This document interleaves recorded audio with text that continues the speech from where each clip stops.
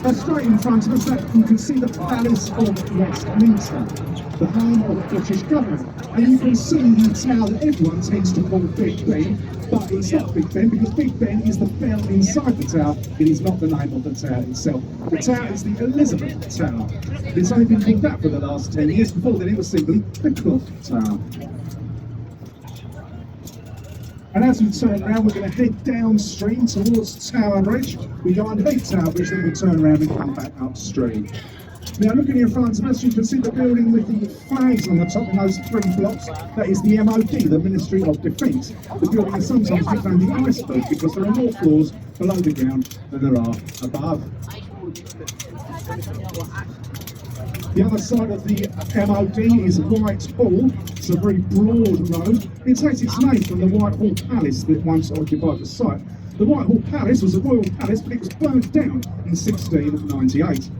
And as we turn, you can see the building with the turrets on top. That is Whitehall Court. These days it's home of the Royal Horse Guards Hotel. It used to be the home of MI5, and before then the home of the National Liberal Club. Now, on our right-hand side, towering up above us, the lastminute.com London Eye, 443 feet or 135 metres tall. It was designed by David Parkes and Julia Barfield and built at a cost of £75 million. You can see the capsules, there are 32 of them altogether, but don't be alarmed if you climb on to capsule number 33. That is because there is no capsule number 13. We did away with it for superstitious reasons. So they're number 1 to 12 and then 14 to 33. It will take you half an hour for a complete rotation of the London Eye. And on a clear day, you can see up to 25 miles or 40 kilometres from the top. You can get married to the London Eye as you reach the top of the house. I love it, that is now, coming up in front of us, we can see the Golden Jubilee Bridges. Footbridges built 20 years ago when the Queen celebrated the Golden Jubilee, hence their name. 2002, she was on the front for 50 years. Now, between the Golden Jubilee Bridges, there is a railway bridge that connects to the Thunderbird Bridge. It takes a bit of to Charing Cross Station on our left-hand side. Now, one of the thoughts I've got is the rail people on the bridges.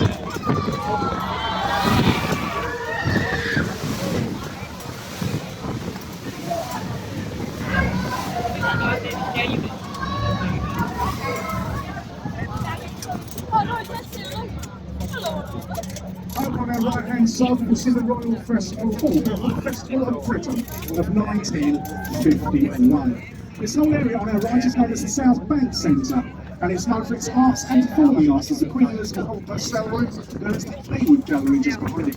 Now, the next bridge we're coming up to is Waterloo Bridge. Waterloo Bridge was designed by Sir Charles Gilbert Scott. Its construction was mainly the work of women, and for that reason it is sometimes nicknamed the Ladies' Bridge. It is the longest bridge in London, and it is made of Portland stone, which is self-cleaning. Subways.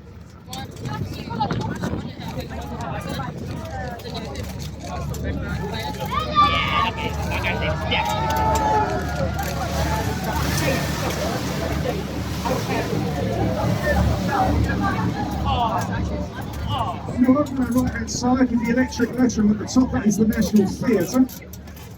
Prince Charles had said that it looked like the rear end of a nuclear power station. You can see what he meant. But it looks a lot more attractive when you get inside than it does from the outside. There's 3 quite nice theatres in there. And you can see this block surrounded with scaffolding. It looks like a block of flats. In fact, it used to be the home of ITV. Who play ITV are the second largest broadcaster in the country, and they brought us such educational programs as Love Island, the Gerald Kyle Show, I'm a Celebrity, Get Me Out of Here, and The Only Way Is Essex. Now, coming in front of us on the left-hand side, we see this red brick building with the white stripes. It used to be the home of Oxo, the on the banks of the River Thames. Oxo got around it because if you look at the tower, you can see those letters O and so. They count as part of a structure, not as signage. So therefore, Oxo got away with that. They have long since gone, however, and the building is nowadays the home of bars, cafes, arts and craft shops, and there is a restaurant at the top. So that's the Oxo building on the right. It's a nice place to relax by the River Thames. Now, as we make our way downstream, coming into view in front of us on the left, we will see the dome of St Paul's Cathedral. It is the fifth St Paul's church to stand on the site. The first one built by the Anglo-Saxons as long ago as 604. The previous St Paul's Church was destroyed in the Great Fire of London, and this one was designed by Sir Christopher Wren to replace it. It took 35 years to build. It stands 365 feet tall, 1 foot for every day of the year. Sir Christopher Wren is one of the people buried in the church, with the cathedral's should I say, as is Lord Nelson and the Duke of Wellington. Now, just over a month ago, when the Queen celebrated her Platinum Jubilee, there was a service of Thanksgiving in St Paul's Cathedral. The Queen herself could not attend due to mobility issues, but she was represented by Prince Charles. Prince Charles does have another connection with the cathedral because in 1981, that is where he married Princess Diana in one of the most televised ceremonies that's ever taken place. Princess Diana, of course, was the mother of Prince William and Prince Harry. Now we're coming up to Blackfriars Bridge, opened in 1869 by Queen Victoria. It's why the people on the bridge.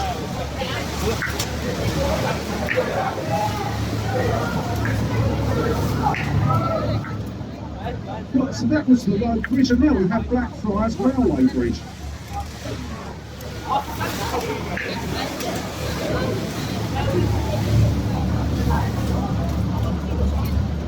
Now, the name Blackfriars is the area on our left-hand side, and it gets its name from the fact that hundreds of years ago there was a monastery where the friars wore black robes, hence the name the Blackfriars. Elsewhere in London there are also white friars and grey friars. Now, on our right-hand side, the building with the big square chimney was Bankside Power Station, but it fell into disuse. But from the year 2000 onwards, it's been a home of the Tate Modern, a gallery of modern art. It is free to get in. Also in the year 2000, we opened this next bridge. This is the Millennium Bridge, designed by Norman Foster. But when it was first opened, it wobbled to and fro, earning itself the nickname of the Wobbly Bridge. We had to close it down and make it safe. It reopened a year and a half later. It's now completely bottle-free, and it's perfectly safe to walk across it, as you can see. Let's wait for people on the Millennium Bridge. Now on our right hand side we can see that lovely old half timber building. It's not as old as it looks because it is a replica of the Globe Theatre. The original Globe Theatre was destroyed by fire. This one, completed 1997, it was made using traditional tools, so no electric tools used in its construction, and then we had to have special permission for it to have a thatched roof, because after the Great Fire of London, thatched roofs were banned from central London. Now we are coming up to Southwark Bridge. I often say it's London's least used bridge, but we can see a bit of traffic on it at the moment. That's because it's been diverted. But statistically, over the course of the year, this is the least used bridge in London, both by traffic and by pedestrians.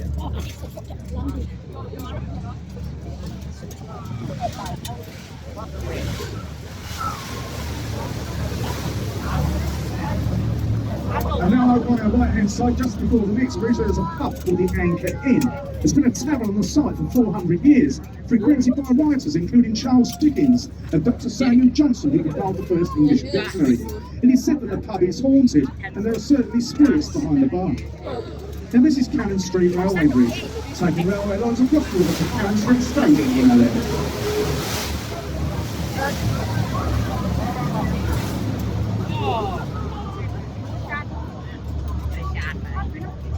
Over on our right hand side, between the brick buildings, we can see the Golden Hind, or the replica of the Golden Hind, should I say, the ship in which Sir Francis Drake sailed all the way around the world, becoming the first Englishman to circumnavigate the globe. He took lots of gold from the Spanish en route, so much so that Queen Elizabeth I, who was on the throne at the time, could have cleared the national debt 3 times over. She said, "Thank you very much, Francis. Have a knighthood, have a lot of money." So that was Sir Francis Drake. Now we are coming up to London Bridge. This is merely the latest of many London bridges, opened by the Queen in 1973.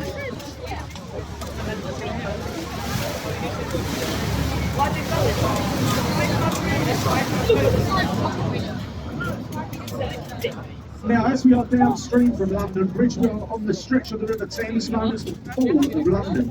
And it was once a thriving international port as many ships sailed up the river, bringing goods with them from around the world. Sometimes it was so busy that you could cross the river by stepping from one boat to another. Some of the old walls and warehouses survive, but they've been converted into flats, apartments and penthouses. Now, coming up in front of us, slightly to the right, we can see a battle cruiser, HMS Belfast, 11,500 tons.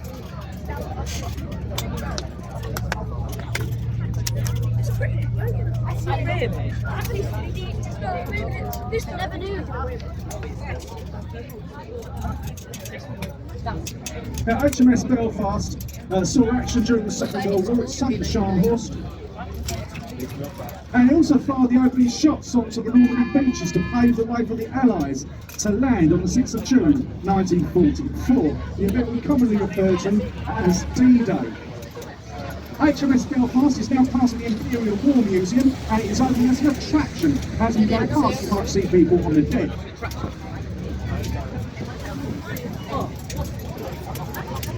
Now this funny shaped building coming up on the right, looking like Darth Vader's helmet. This is called City Hall because it was the home of the Greater London Authority.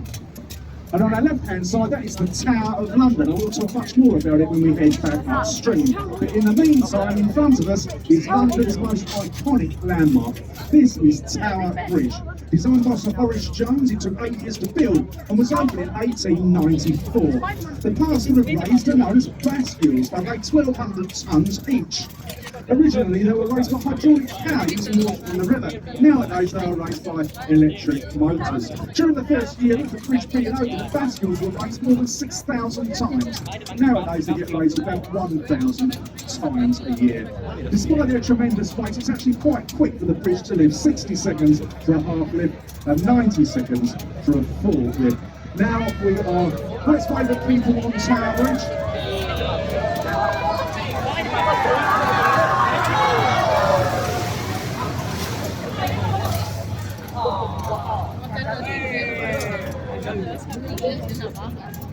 Now shortly we will be turning around and heading back upstream, so for good photos of Tower Bridge, look to the left as we turn.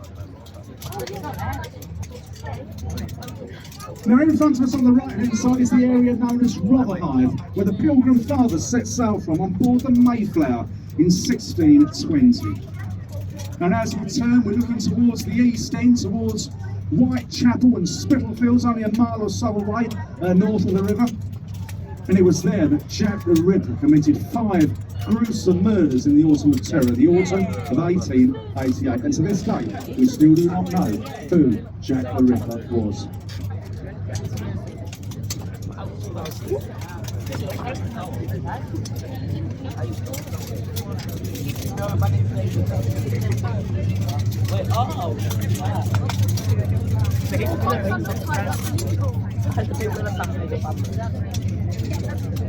Now, as we head back upstream, I will start talking to you about the Tower of London. But it's worth mentioning you can visit Tower Bridge as an attraction.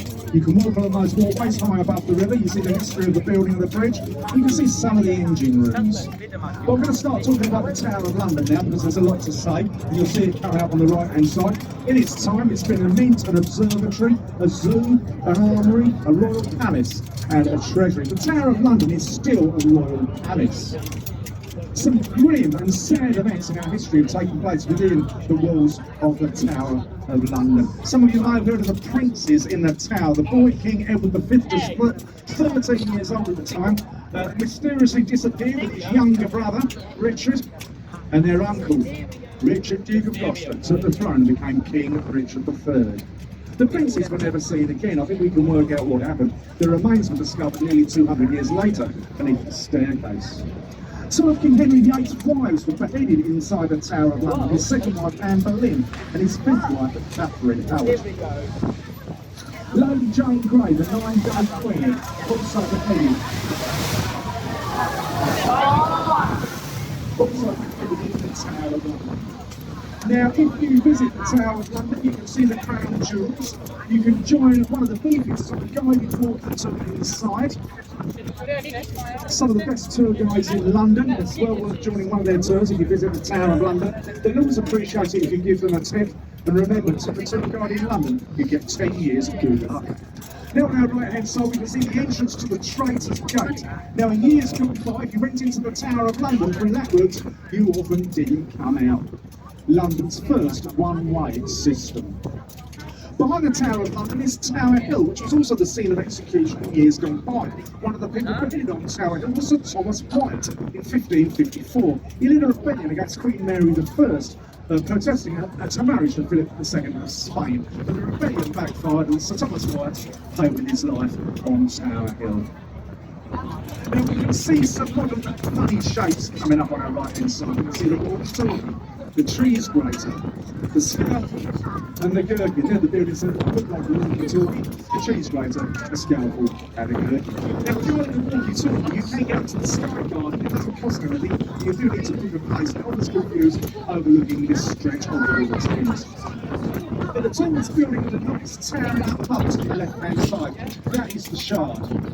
1,016 feet tall, or 309.6 metres if you prefer that way of measuring things. It is the tallest building in Western Europe.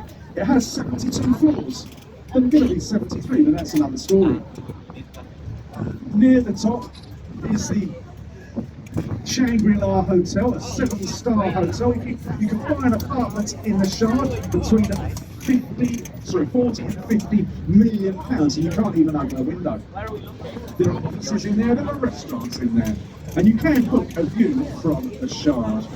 On our right hand side now, right next to us, is a customs house where customs will be paid on goods that are brought up the river. And that's followed by the old Billingsgate Fish Market, the building with all the arches that you see, where the fish was fresh, but the language was foul.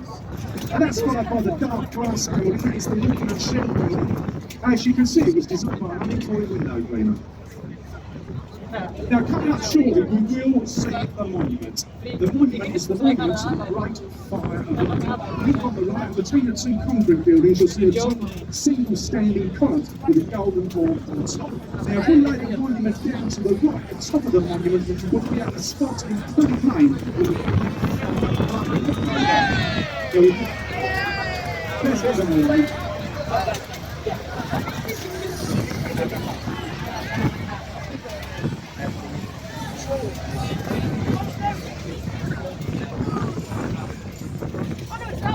So there we are, there's the monument, you can see it now clearly. If you've got the energy to climb 311 steps, you can get right up to the top of the monument. Now we're coming up to London Bridge.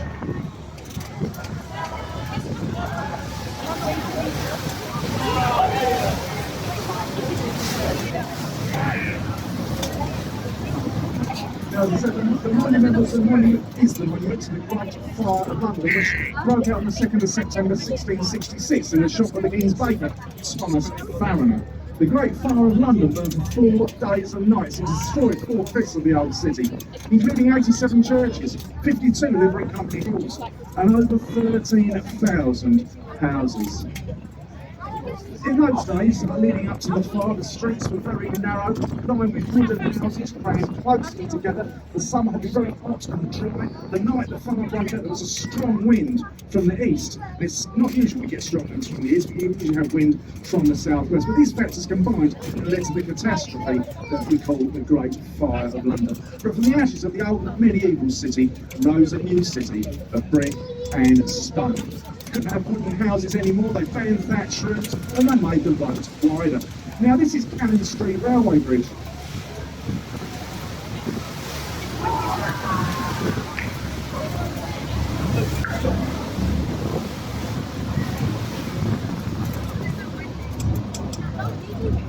Now there's the Anchor Inn on our left hand side again, and Samuel Pepys tells us in his diary that he went to a tavern on Bankside to look across the river to see the flames of the Great Fire of London. We can't be absolutely sure it was that tavern, although it stood there in those days, but certainly that one or one nearby. Now Bankside on our left was the area where you would go for your entertainments back in the 1500s and 1600s. It was outside the jurisdiction of the city.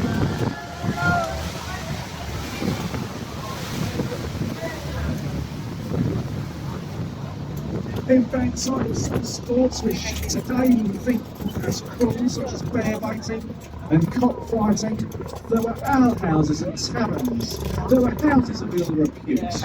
So that's, and this was the Eddies, of course. So to Bankside you would have your entertainments back in the days of Shakespeare. Now we come up to the Millennium Bridge once again. Do we have any Harry Potter fans on the bus?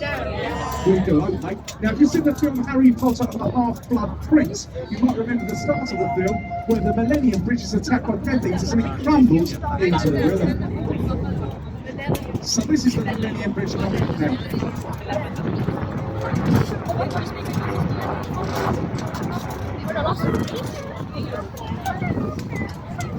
Some toilet figures right of the bridge. And just after the Millennium Bridge on the right hand side, you see the City of London at school. And one of its pupils was Daniel Radcliffe, who plays Harry Potter.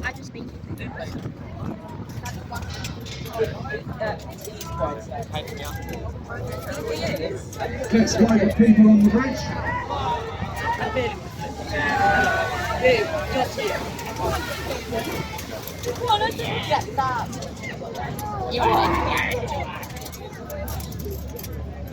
Now that's the City of London School on the right hand side. If you can see the glass atrium, which you can look through, so you can still see St Paul's Cathedral from the river.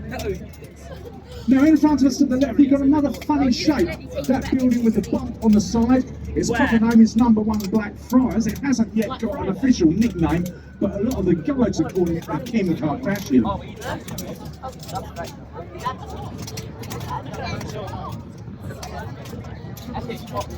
And now we are coming up to Blackfriars Railway Bridge, and on the top of Blackfriars Railway Bridge we can see Blackfriars Station. It spans the river all the way from one side to the other.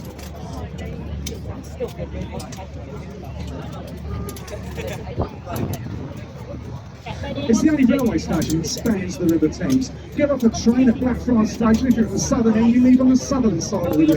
If you're at the northern end, you leave on the north side of the river. We can see those solar panels at the top, and they provide 80% of the energy for electricity. And now, coming up after the railway bridge, we'll see these red pillars.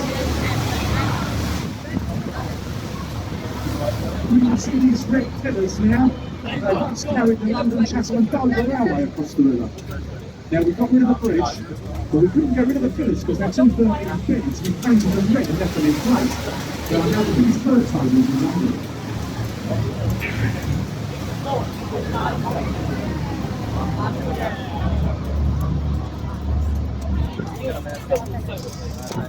Now coming up on our right, we can see these cranes. They are building a super sewer. A super sewer takes away, or will take away, a super poo. London is 8.8 million people in London. That's a lot of people, so there's going to be a lot of waste. Now the super sewer is so big, it could hold 2,000 buses. It's a huge pipe. Now what we do with our waste, there's always been a bit of a problem in London's history, and in the year 1858 it was particularly bad, because that was the year of the Great Stink. All the waste just got thrown in the river. There wasn't a proper sewage system in those days. The river didn't flow as quickly then as it does today, and all this horrible stuff got stuck. The sun shone on it for weeks, and you can imagine the horrible smell. They covered the windows of the Houses of Parliament to try and keep the smell out. And to that time, they appointed Sir Joseph Bazalgette to design a sewage system for London. He also designed the Victoria Embankment, which is the road that across the Rye River from Blackfriars to Westminster. London is Victoria Embankment is part of this sewage system. So that's the Victoria Embankment on our right hand side, and the other side of the Victoria Embankment there are some gardens, known as Temple Gardens, also the Inner Temple and the Middle Temple, where barristers get called to the bar, and also the Church of the Knights Temple is up there as well. I think everyone remembers the Da Vinci Code. That church features strongly in the Da Vinci Code. Coming up on our right hand side, Just before we get to the right boat, you'll see on either side of the road some silver griffins. Just look to the right, there's one each side of the road, and they mark the boundary between the City of London and the City of Westminster. So we're leaving the City of London behind and we're entering the City of Westminster. Now I know it's confusing because you thought we were in London all the time, but in a way you're right. But London is made up of the two cities with 32 boroughs around the outside. The two cities being the City of London and the City of Westminster. The City of London is the centre of finance and commerce. The City of Westminster is the hub of royalty and government. Coming up on our right hand side, we will see Somerset House. You can see it through the trees with that little dome on top. Somerset House is designed by Sir William Chambers, completed 1786. It was built to house the Navy Board, and this is where Nelson came to receive his orders to sail off the fight at Battle of Trafalgar.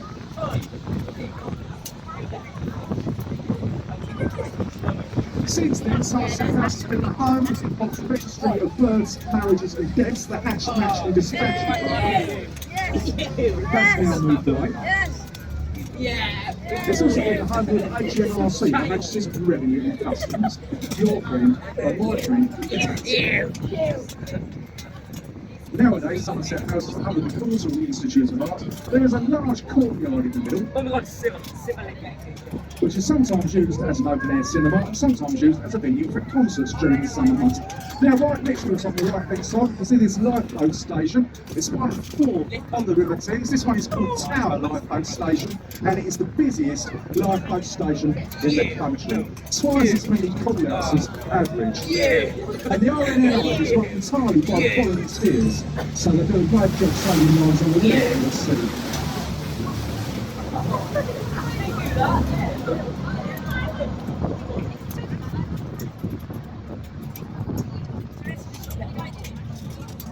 Coming up on our right hand side, we can see the building with the flag on the top. That is the Savoy Hotel, London's first purpose-built luxury hotel designed by Sir Richard D'Oyly Carte. And it was also the first building in London to be illuminated by electricity. That's followed up on the Shell Mix building with that huge clock on the top. That clock is actually larger than the clocks on the Elizabeth Tower. Close to us on the right hand side, we can see Cleopatra's Needle, London's oldest outdoor monument. At the base of Cleopatra's Needle, the 2 sphinxes round the wrong way. They're supposed to be guarding the needle, not regarding it. Now we are coming up once again to the Golden Jubilee Bridges. Now this will be your last opportunity to wave at people on the bridges, so get ready to wave as we go under.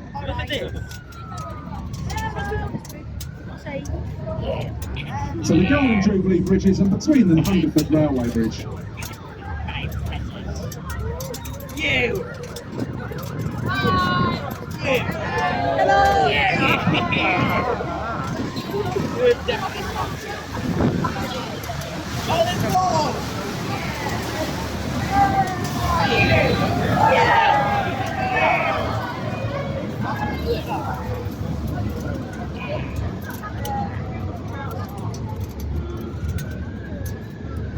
Now, on our right hand side, that is Whitehall Court, and that's followed by the building of the flags on the top, which is the MOD, the Ministry of Defence.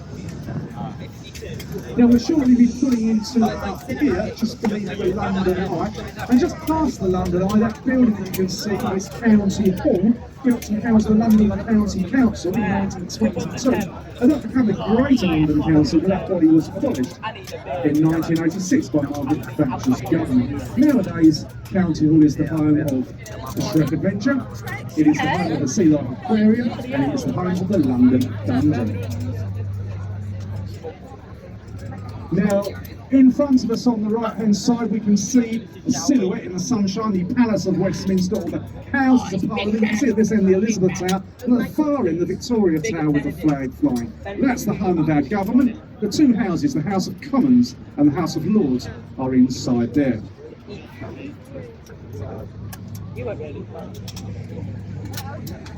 Right, now as we get ready to undergo our mooring procedure, I do need to tell you, ladies and gentlemen, please do remain seated.